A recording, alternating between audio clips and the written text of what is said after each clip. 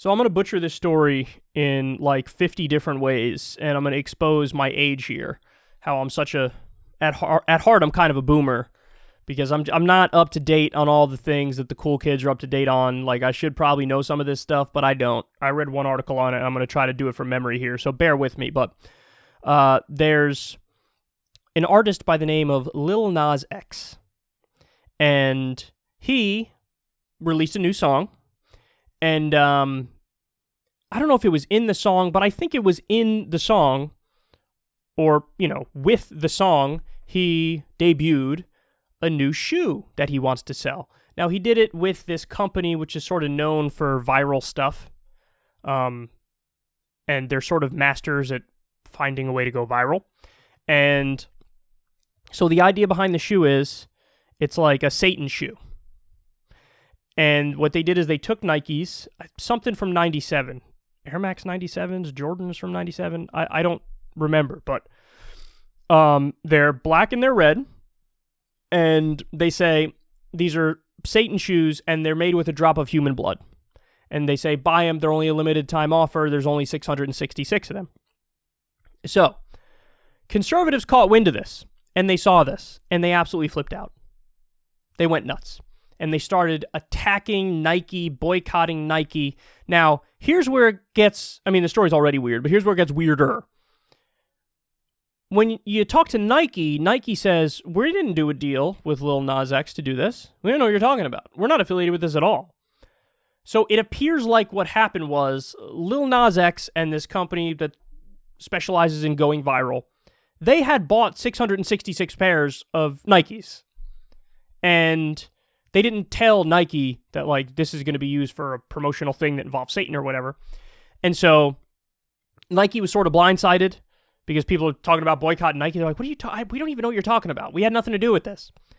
And so I haven't heard any more from Lil Nas X since he dropped this, but the conservative backlash has been insane.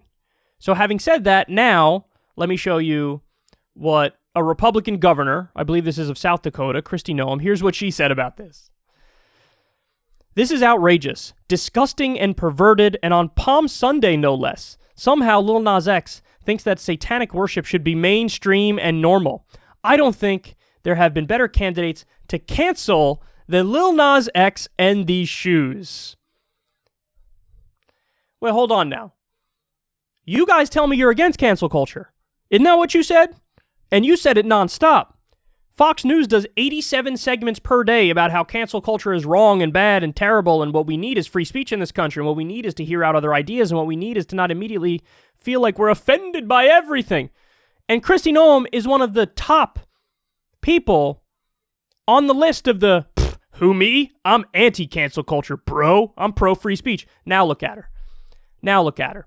Now, stop and think of the priorities. This is the part of this story I can't get over this. I'll never get over this. Right now, we have endless illegal wars going on that we are waging. We're doing it in Iraq. We're doing it in Afghanistan. We have a drone war that was increased 432% under Donald Trump. We're bombing Syria. We have a shadow war going on in Africa that nobody ever talks about. We have 800 military bases around the world. All this in violation of international law. That's what I'm outraged about. You know what else I'm outraged about? The pandemic and the subsequent depression. The incredibly high unemployment rate. The fact that 76% of Americans were living paycheck to paycheck, and that was before COVID. I can't imagine how terrible it is now. The fact that nearly 40% of the country can't pay rent. Student loan debt. These are things that drive me crazy. These are things. The fact that we're the only developed country that doesn't have universal health care, tens of millions of people don't have health insurance in this country. In the middle of a pandemic, medical bills are one of the top causes of bankruptcy. Prescription drug prices are through the roof. These are the real problems in this country. This is what I care about. This is what I'm concerned about. This is what I think about. I think about the economy. I think about health care. I think about jobs. I think about poverty. I think about homelessness. That's what I care about. Look at where their focus is. They're more outraged about sneakers than about endless war or poverty or lack of health care or any of the major problems you can point to. And we have so many. Our infrastructure gets a grade of C. It actually slightly improved from D+. But still, C? We're supposed to be the #1 country in the world? What a joke. What a joke. And this is what they care about. And they said they were against cancel culture. What they really meant was, I'm only going to scream about cancel culture if I sort of agree with the person getting canceled.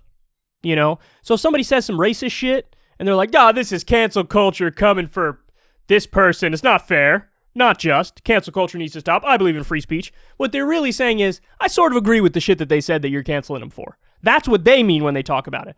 Now, that doesn't mean that everybody's not principled on this. There's a number of principled free speech supporters. I fancy myself a principled free speech supporter. I will actually support somebody on free speech grounds, even if I don't agree with the substance of what they're saying. But now you know that when it comes to a lot of these shameless Republican politicians and conservatives and media figures, this is what's really going on. When they say that they're against cancel culture, they just mean, I sort of agree when the people on the right get canceled, I just agree with the shit that they're saying. That's why I'm against them being canceled. But they're the first to go press that button and go nuclear when it's something they don't like. And by the way, Satan's not real. Who gives a fuck? Who gives a fuck? They're fucking around. Satan's not real. The devil's not real. Somebody made a good point on Twitter. They were like, one of the reasons why conservatives are losing it over this is because they think Satan might be real, like little babies. And so they think, Satan worship, oh my God, this is terrible, this is wrong, this is evil. What if Satan actually comes back and does terrible things because of this? Are we summoning him? Is that what we're doing? Some of them really are thinking like that, man. And one of the Chapo guys made a great point. He's like, we live in a demonic country that's hyper obsessed with individualism, and like we casually let over 500,000 Americans die from a pandemic that was definitely preventable. We could have saved so many more lives. And then these same people who are cheering on the most backwards approach imaginable that involves death and destruction to a pandemic, all of a sudden these people are like, I hope we don't become satanic because Satanism is evil. Have you seen what's going on in the country? That's not.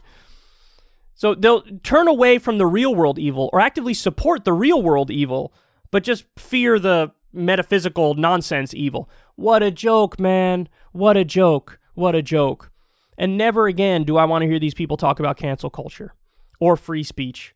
They're all hypocrites. It's the same, all the morons on the right who scream about free speech all day long. The second we have real threats to freedom of speech, Edward Snowden, Julian Assange, nowhere to be found. The second that all these states and cities and localities pass these ordinances about how you're not allowed to criticize Israel or you'll lose all government funds, do they say, whoa, this is a violation of free speech in the First Amendment? Nope. They say nothing because they support Israel. So if you censor people on behalf of Israel, that's fine. But just don't censor people, for left-wing ideals or goals. Pathetic, man. Pathetic. But I think it actually worked exactly like Lil Nas wanted it to. You know what I mean? Like, he partnered with this company that specialized in going viral, and then he went viral. Now, granted, it was because it was the hate of the conservatives, but I think they sort of calculated that, and they were like, this is what's going to happen. The conservatives are going to come after you, and then you'll get a backlash, and people will defend you, and that's where we'll end up. That appears to be exactly right. That appears to be exactly what happened, but it's still amazing that they were baited into showing how pro-cancel culture they are and anti-free speech they are. It's just a sneaker. If you get outraged over a sneaker, your brain is broken and your moral compass is broken.